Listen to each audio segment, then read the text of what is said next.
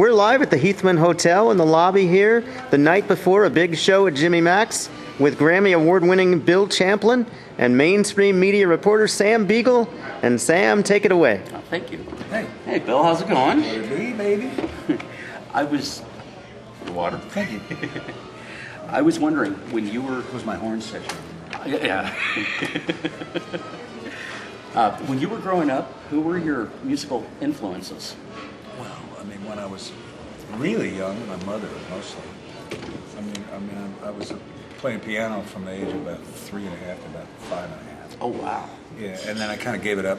I decided I wanted to be either a cowboy or fireman or some kid thing. Right. It's enough of this prodigy baloney, you know. And which I wasn't really prodigy, but I was pretty talented. So my mom was kind of instrumental in doing that. And then as I was growing up, along came Elvis, and along came, calypso and that kind of stuff. A lot of different kinds of music got to me, and then eventually, probably in my mid to late teens, I'd say Lou Rawls, just R&B. Ray Charles got my attention without a doubt.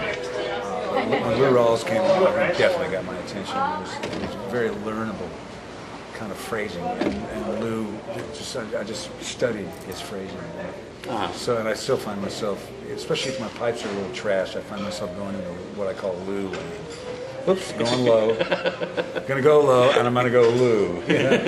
And then what's great is that I was just a big giant fan of Lou's, and then later on we became friends. A few years later, and then I started working on his records. Oh, wow. Oh yeah, I sang on one or two of his records. Cool. And we ended up having a really great time. He's a real sweet guy. Uh-huh. I was really sad when he passed away. But I bet. Just a great, so much better singer than most people give him credit for. Uh-huh. I mean, Ray Charles obviously is like, that was not even a human being. That was a primal force. That guy's ridiculous, And Stevie Wonder, I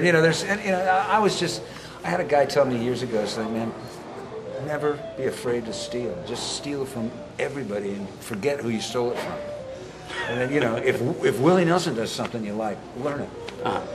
And then Ray Charles does something you like, learn it. And if, Robert Goulet does something you like, learn it. Uh-huh. Put them together, and you'll end up with this combination of those three things. You'll end up with yours.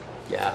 So I kind of, he said steal, but always steal from as many people as you can. Oh, that makes sense. And just forget who you're stealing from, and just steal the stuff that you like. Because, there's only 12 notes. Right. Absolutely. Who was the individual when you were younger that told you that you were going to make it? Probably my mother. Okay. Yeah. She was really a fine musician. Really good musician. And crazy woman, but out of her tree, boozed out, crazed woman. In and out. Sometimes she was sober, sometimes she wasn't. But really very talented person. And she could see it in me without a doubt. And then different music teachers along the line, along the way, said, "Whoa, this guy's got something going on." And what did you play as a youngster? I started off on piano. Did you? I think everybody should always, if you. I know how to. I don't play them all well, but I know kind of the basics of most of the instruments. Oh, wow. Just the basics. I learned to play trumpet just to understand what that was about. What is this about? The fingering versus the embouchure. And saxophones. I played Barry sax in high school. Oh, wow. Yeah. The first Sons album, all the Barry sax stuff is me. Oh, wow. Yeah. Oh, yeah. Cool. But because it was just a couple of years out of high school, and I still had some chops, but I ain't that great. I was just like, okay, this is. But most of it was just really understanding, because I figured I'd get a master's in music, which I didn't. My kids got a BA, but I got a BA, a bad attitude, but I didn't know. Beats a bare ass, I guess. Well, yeah, no, definitely. And but, did you get much encouragement from your folks? My mom, I got to hand it to her. As crazy as she was, and as kind of vindictive as she was in a lot of ways later on in her life, she was always very supportive of mine and both of my sisters our music. My sisters were both taking opera. Oh, wow. They were into that. So there was a lot of different sides of music, and there was a lot of musical comedy. There was a lot of what they enjoyed. And meantime, I'm going, nobody should sing like that.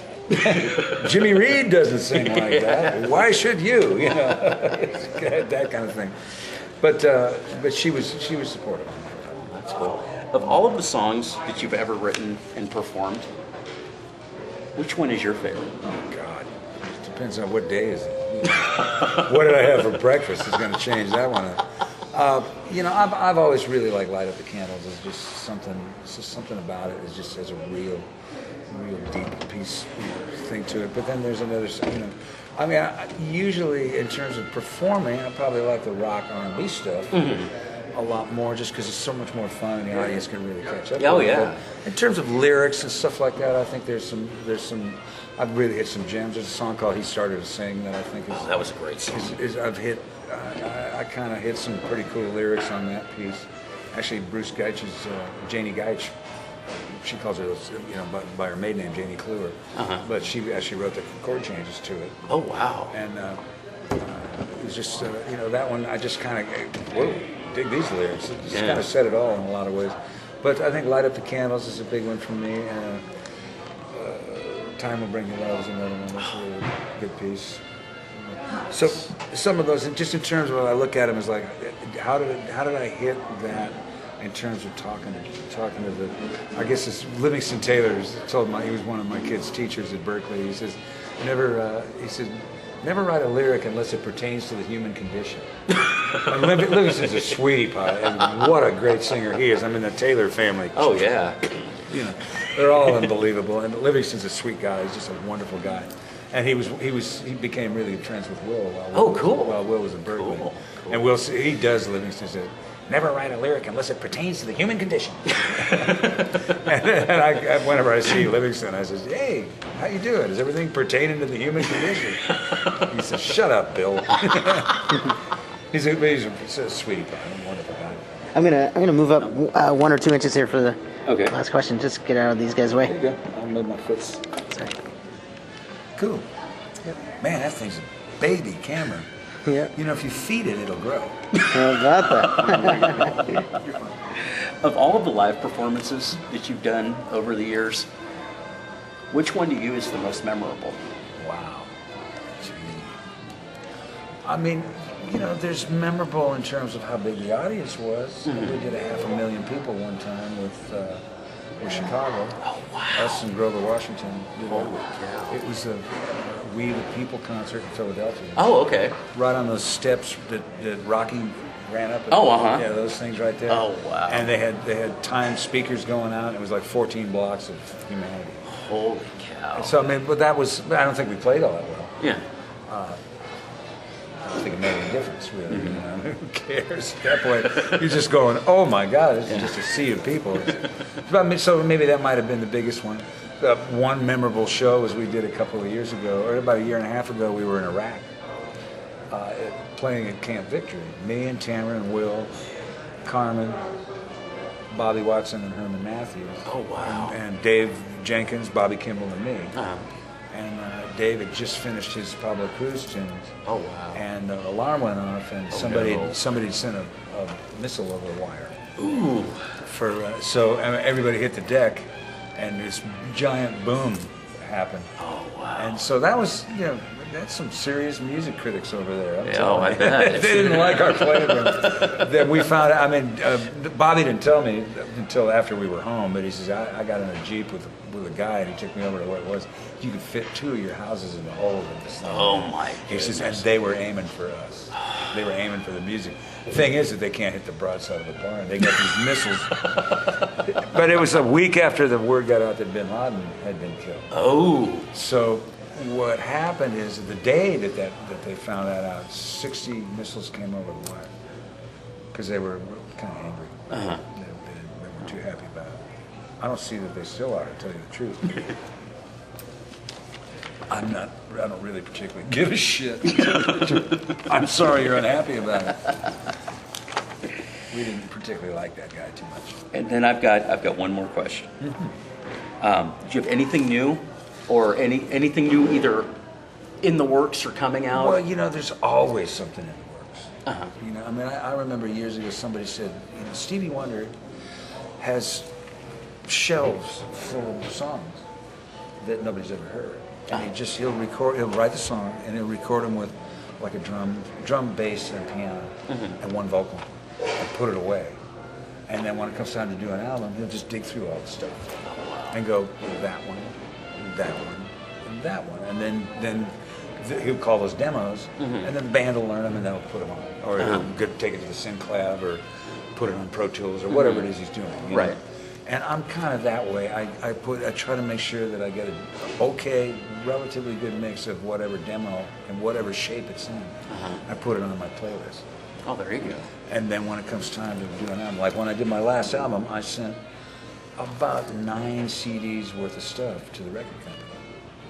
And what I kind of wanted to do on that album, I said, well, I know that, me and Bruce Geitch have been talking about doing a real swampy blues album. Sort of like Angelina. Yeah, that was a great kind of a song like that, yeah. or anything kind of along that line, real kind of bluesy. And I was thinking, well, maybe that's the way to go on this next record. Well, the record company, guys at the record company, and my co-producer Mark Edinger, they said, I'm listening to all your stuff, and I'm going, well, there's a bluesy thing, there's a bluesy thing, there's a bluesy thing, but we listen to all of them. And you got 1 or 2 jazz pieces that are great, like Never Let Go. And there's some pop, real straight, in-your-face pop, like Never Been Afraid. There's some great R&B. Why are you going to take just this one little small bit and alienate your whatever audience you already have now that expect all of that from you, and give them just that little bit? And you don't really have a blues audience, so you're going to be trying to buy a blues audience at your age. Yeah. Whereas all these other people have been doing just that. Johnny Lang started when he was 14. Yeah. And that's his audience, and he knows how to play to them. And so I went, you're actually right. He was making a lot of sense. He said, what you should do, and I wouldn't tell this to most people, is what you should do is all of it. So I kind of went, he said, look, we know we're not going to get a platinum album. There's no radio, there's no retail, there's nothing going on. Right. So we're really making this record for your fans, and we're trying to build a little bit more of a fan base there, which we did in Europe. But, a lot of people in Europe, we got nothing but great reviews on. I've heard you're huge over there. Well, no, it's not huge, but nobody's really huge over there except the people that are huge worldwide. Lady Gaga doesn't do clubs over there. I do. I'll pack them. Yeah. But it's like that. So the move is that I think at some point in the game, whatever audience you have, you try to play to. And that's kind of what I do. So I've got all kinds of different music, and in a way, it kind of frees me up. It doesn't make me the kind of money that you make when you do just one thing and everybody knows about it, and that's what you're doing, and you stay within that demographic, and you just keep that going. I've always been. There's a couple of artists that I've always thought were really, really cool. I'm not a big fan of who's the guy? Played with Buffalo Springfield. Neil Young? Neil Young. Okay. How can I forget his name? But what I loved about him, and when he put out the Harvest album, it was a really good pop album for him. Yeah. His tempos were all back. The album was really well produced. And his manager's going, oh, give me 4 more like that. I just did that. I'm going to do this now. Right. And he did some kind of electronic record. And then he did some kind of country record. And he, just about when it looks like it's time for him to stick with something, hey, we finally got you. Nah, he's off to something else. He goes and does something else. And then, it might not have sold the amount of records that he did, but people are always interested in what the hell is he going to do now? Yeah. I think he's going out with Crazy Horse pretty quick. I think he's already out with Crazy Horse. I think he's already out there, yeah. So it's like, wow, cool. And he just did this whole that concert at Ryman in Nashville with all these country folks. Yeah. Wearing a country, a cowboy hat, and the whole thing's going, Neil. Like, the next thing you know, it's rocking in the USA. Right. Come on, give me a break. This guy's just all over the place. Now think of him, and then think of Johnny Depp as an actor. The guy does, he does Scissorhands, and then he turns around and does Pirates of the Caribbean, and he does these really deep pieces. He did the Hunter S. Thompson, Fear and Loathing. He does whatever comes to him that feels like, well, I'm going to go here now. And he's done movies that you've never, you never even saw. Right. something about Arizona, which was really an awesome movie with Jerry Lewis and Oh, Faye wow. Dunaway. I mean, I saw the movie and awesome movie, great movie. It's just, I think you got scale for it. Mm-hmm. You know, Clooney does stuff like that. Yeah. He'll do a movie where he's getting scale for it. Yeah. You know, we're talking $500 a day Right. for George Clooney. But then he does Ocean's 11, 12, Right. 13 and makes $5 billion. Right. So he can afford to do scale, but he does the project just because he digs the project. Right. So I mean, there's something kind of cool about the. I mean, those guys who can manage to. They really have to do that. They don't have to think about money at that point. Uh-huh. A lot of musicians have a tendency. They're kind of stuck in that kind of commerce circle that they have to keep going. So and I'm in that in some ways, but I'm also such a stubborn son of a bitch that I'm gonna do what I'm gonna do. Yeah. And if that means nothing, just watching TV and reruns of South Park, that's what it's going to be. You know, and if it's something else, then it's going to be that. But it usually for me at this stage of the game, it just takes a little kick in the like, hey, get going. Like this, we just did a gig, just me and Tamara, doing a gig, just like what we're going to do tomorrow night. Yeah. Just last night up in Seattle, above Seattle, and it was like. Oh yeah, and suddenly I just did this little thing at the radio station. I'm going, well, I'm starting to get musically charged just because I'm working. Right. I'm going, hey, this is kind of fun. I'm getting my hands back together again. So I think music just leads to more of itself. So I know I've just taken you around a big turn, and I can't remember what the question you had. Something about where's your car parked? Yeah. I'm working. That sounds about right. Yeah, well, somebody sent me something in Facebook. It says, I'm working on a cure for ADD. Nice cake. What? And then I realized, what the? Oh, I got it. This is good. Yeah. God, I had to just write. I didn't know who it was. I just wrote, yeah, that's clever. I like that. Cure for ADD. Nice cake. Where's the shoe store? Thank you. Anyway, so like that. Alrighty, Cool. well, thank you very much. Thank you. And I definitely am going to be both of your shows tomorrow night. Okay. And I will see you then. Yeah, just don't throw underwear on the stage. Okay, well, we'll do. Mert's gonna wear his Oh. on the outside of his clothes. Is that what was it? The Woody Allen movie? Remember Bananas? Yeah. Where they finally take over the island, kind of like Castro's Cuba and stuff like that. It's just, the guy takes over the island and says, "Oh, great! The revolutionaries have taken over the island." He says, "Great! Now the national language of the island will now be Swedish, and everybody has to wear their underwear on the outside of their clothes." What is you doing? We just wanted to get rid of it. So, wow. I saw a thing on Woody Allen it was like a 2-hour biography on Woody Allen. I gotta say, man, what a nutcake! Got out of whack. I kind of lost track of him for years, and then all of a sudden I've gone, hey, God, he's really a genius. He's awesome. There's another guy who just makes whatever movies he wants to make. Absolutely. Then he goes on the road playing clarinet in a Dixieland band. Because he can. Because he can, Yeah. He can afford it. Hey, I wanted to let you know, in St. Helens, I was going through and